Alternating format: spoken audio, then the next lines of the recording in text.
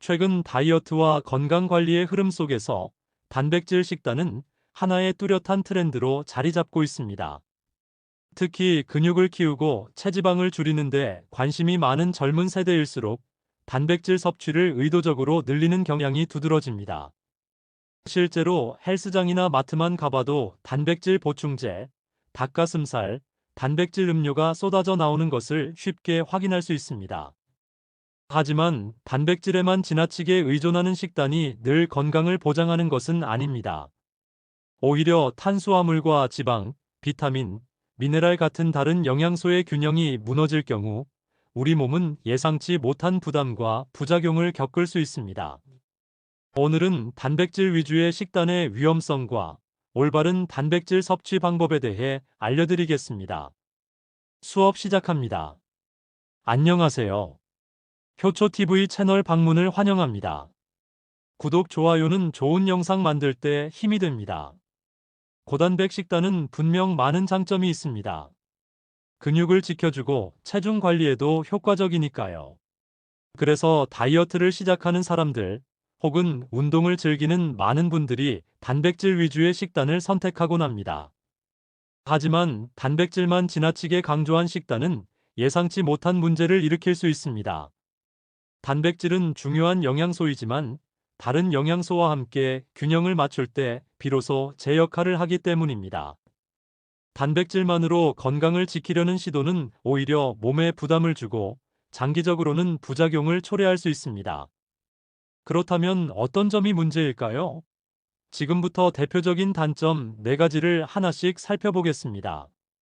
고단백 식단의 단점 첫 번째는 영양 불균형입니다. 단백질만 먹다 보면 탄수화물과 지방, 비타민, 미네랄이 부족해질 수 있습니다. 그 결과 쉽게 피곤해지거나 집중력이 떨어지고 면역력이 약해지는 문제가 생길 수 있습니다. 우리 몸은 단백질만으로 움직이지 않기 때문에 균형이 무엇보다 중요합니다. 둘째, 신장에 부담을 줄 수 있습니다. 단백질이 분해되면 요소와 같은 노폐물이 생기는데 이걸 걸러내고 배출하는 역할을 하는 장기가 바로 신장입니다. 단백질을 과도하게 섭취하면 신장이 과로하게 되고 특히 이미 신장 기능이 약한 사람에게는 위험할 수 있습니다. 셋째, 소화 문제입니다. 단백질 위주의 식단은 대체로 식이섬유가 부족합니다. 그러다 보면 변비가 생기거나 장내 세균 균형이 무너져 속이 더부룩하거나 불편해질 수 있습니다. 넷째, 장기적인 질환 위험입니다. 특히 동물성 단백질만 과하게 먹을 경우 포화지방과 콜레스테롤 섭취가 늘어납니다. 시간이 지나면 혈관 건강이 나빠지고 심혈관 질환의 위험까지 높아질 수 있습니다. 결국 단백질은 건강에 꼭 필요한 영양소이지만 단백질만으로는 우리 몸을 지킬 수 없습니다. 균형 잡힌 식단 속에서 단백질을 올바르게 섭취하는 것이 가장 중요합니다. 그렇다면 단백질은 어떻게 섭취해야 될까요? 사실 단백질은 얼마나 먹느냐도 중요하지만 어떻게 먹느냐가 더 중요합니다. 단백질 섭취 방법 첫 번째는 적정량을 지키는 것부터 시작해야 합니다. 단백질의 권장 섭취량은 몸무게 kg당 0.8에서 1.2g 정도입니다. 미국 스포츠의학회는 근력 운동을 많이 하는 사람, 운동선수에게는 kg당 1.2g에서 2.0g까지 권장하고 있습니다. 한 끼니에 닭가슴살 100g, 달걀 3개를 섭취하면 약 120g의 단백질을 섭취하게 되는데요.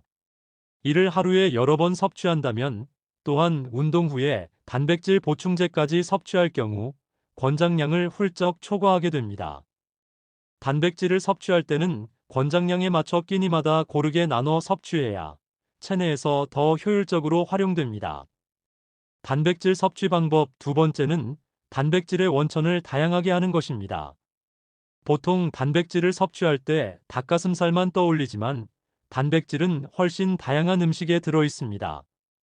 동물성 단백질에는 식물성 단백질보다 류신 등 필수 아미노산이 풍부하게 들어있고 이 성분들은 근합성에서 가장 중요한 필수 아미노산입니다. 하지만 식물성 단백질은 소화 흡수에 있어서 유리한 면이 있고 포화지방 함량이 낮으며 다른 미량 영양소들이 다양하게 들어 있습니다. 단백질을 섭취할 때는 동물성과 식물성 단백질의 비율을 1대1로 섭취하는 게 좋습니다. 계란, 생선, 두부, 콩류, 그리고 요거트 같은 유제품까지 골고루 섭취하면 영양 균형이 훨씬 좋아집니다. 단백질 섭취 방법 세 번째는 다른 영양소와 함께 조화롭게 먹는 것입니다.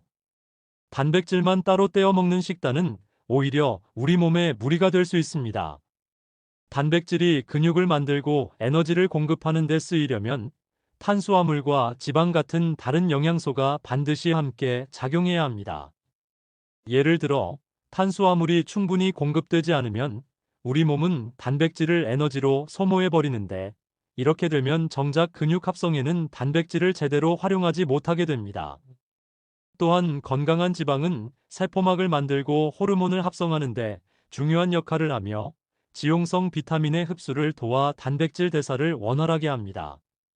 여기에 채소와 과일 속의 비타민, 미네랄, 그리고 식이섬유까지 더해지면 소화가 원활해지고 체내 대사 과정이 훨씬 균형 있게 돌아가게 됩니다.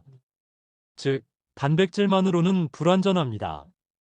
통곡물, 채소, 건강한 지방과 함께 먹을 때 비로소 단백질이 제 역할을 하고 우리 몸은 안정적으로 에너지를 공급받으며 건강을 지킬 수 있습니다.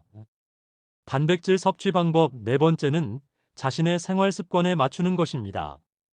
단백질 섭취는 절대 하루 얼마만으로 정해지는 것이 아닙니다. 개인의 활동량, 운동 습관, 그리고 생활 패턴에 따라 달라져야 합니다. 예를 들어, 운동 전후에는 단백질을 조금 더 보충해주면 근육 회복과 성장에 큰 도움이 됩니다.